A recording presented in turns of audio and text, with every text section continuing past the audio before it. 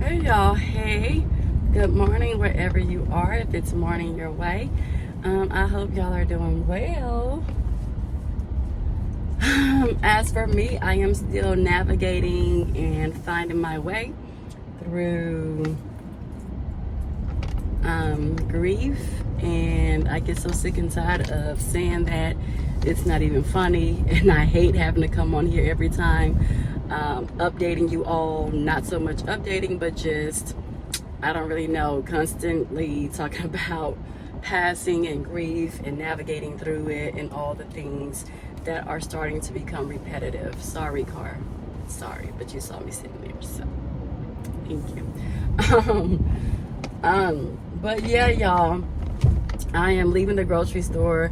I was gonna go walking. I'm still gonna go walking, but I am gonna have to make a detour and go back home, which is what I was trying to avoid.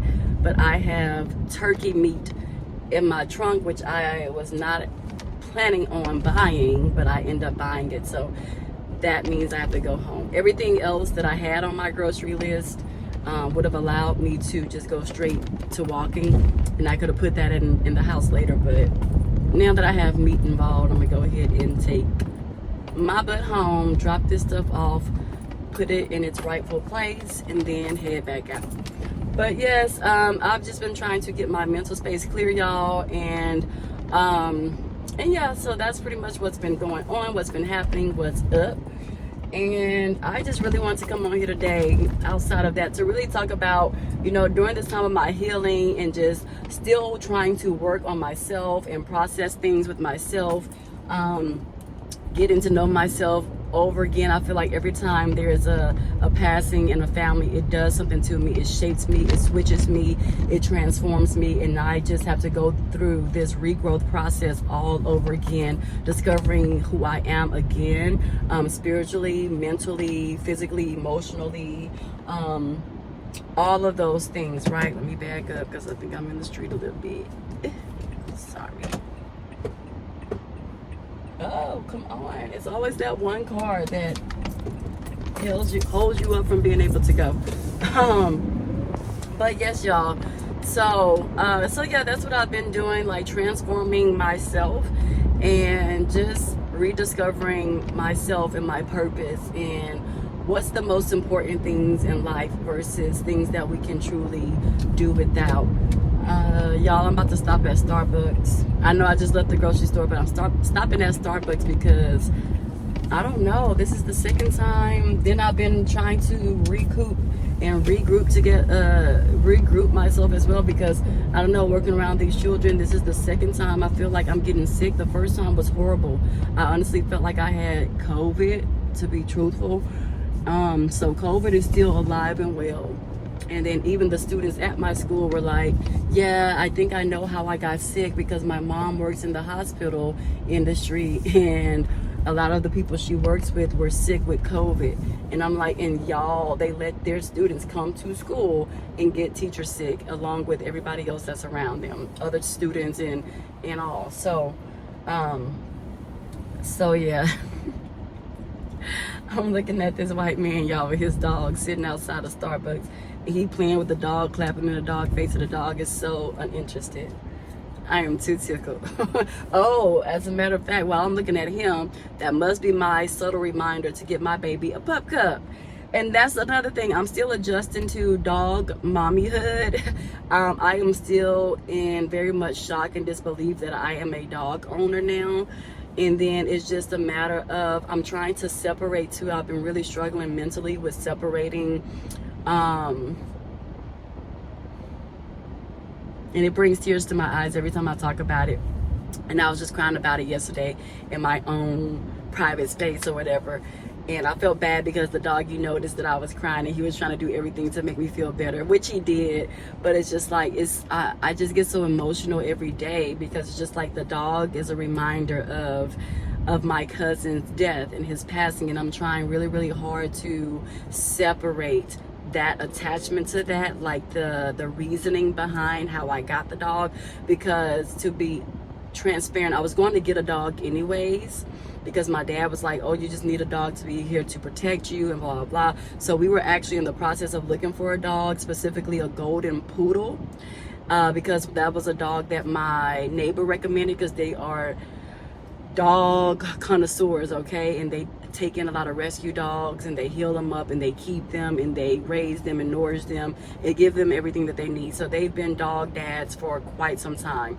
And but yeah, so my dad and my parents were talking to the neighbors, and they was like, yeah, if she doesn't want a big dog, blah blah, if she doesn't want anything too small, then go ahead and look for golden poodles. Like, they are absolutely beautiful dogs, very active, so they'll keep her like entertained. And if she's somebody that stays in the house, talking about me, if I'm somebody that stays in the house, which I am, then they can, you know, comfort me and stuff like that, almost like a support dog in a way, but also mainly more so for the primary reason of being able to protect, because I'm living on my own, right, as a young Black female.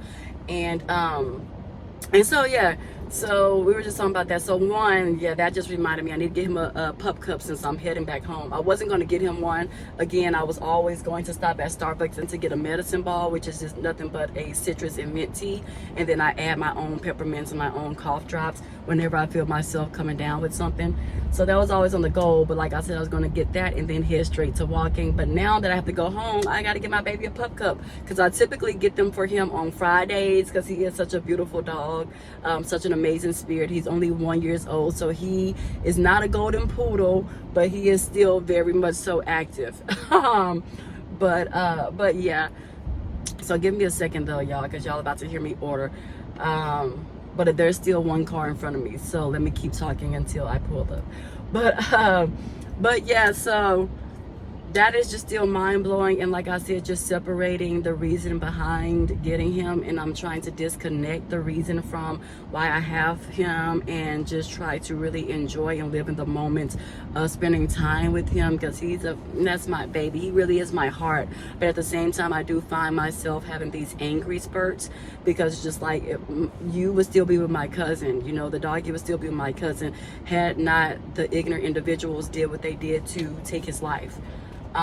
So it's something that definitely still bothers me, and the dog is a reminder of that, and I'm trying so hard to separate that from the beautiful animal. Give me 1 second. Hello.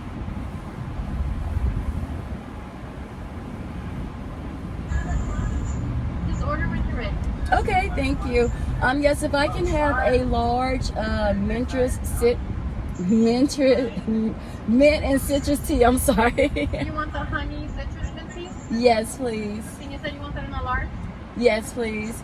And then if I can also have your banana, walnut, and pecan bread. All right, And that. Oh, and also if I can have a pup cup. all right. And that will be it. Thank you. We'll see you at the window. Thank you.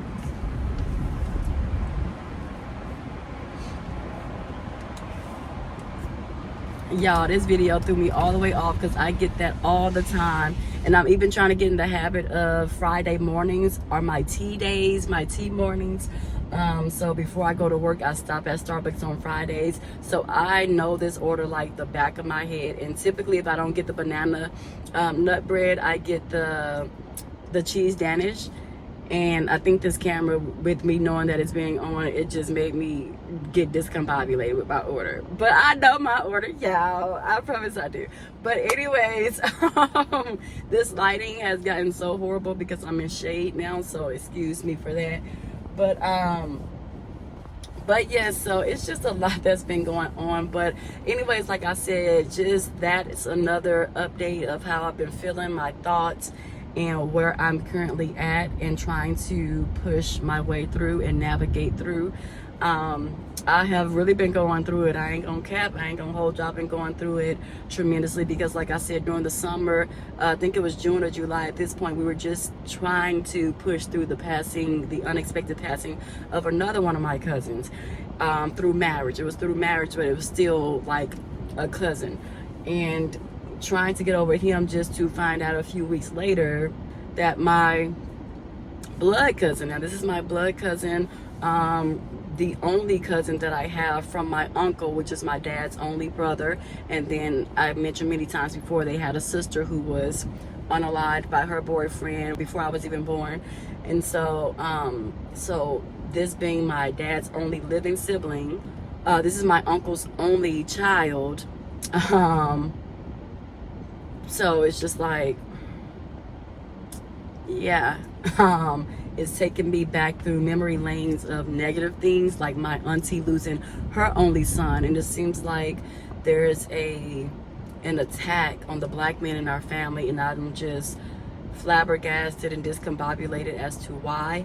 And I honestly feel like it's an attack on them to disturb the women's spirit in our lives, because we're so spiritual and we're so connected and in touch and in tune with Christ, and we have something to stay connected to, and it's almost a challenge of our faith. And I'm not gonna lie, it's really been a struggle for me with my faith in this time. I have been challenged with that, and it does make me question, do I believe? Is there something to really believe in? What do I keep going to church for? What do I keep tithing for? You're not doing what I've been asking you to do to protect everyone in my family, and myself included.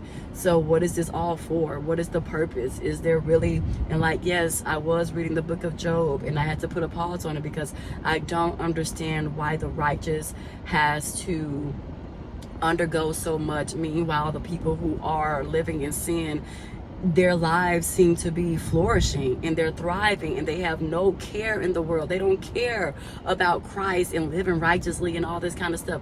They don't undergo, it seems like they don't undergo anything traumatic. Everybody in their family is alive and well and safe and sound and secure and also thriving. Meanwhile, the people who supposedly believe in Christ and are these upstanding citizens and this, that, and the third, why are we handed so much trauma?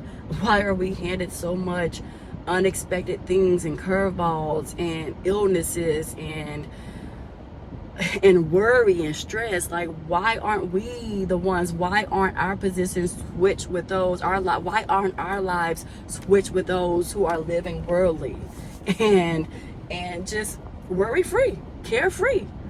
And I'm just like, it's too much for me. It makes me want to go back. It's not that I was ever worldly, but it makes me want to live that life for sure, because that's who I see thriving.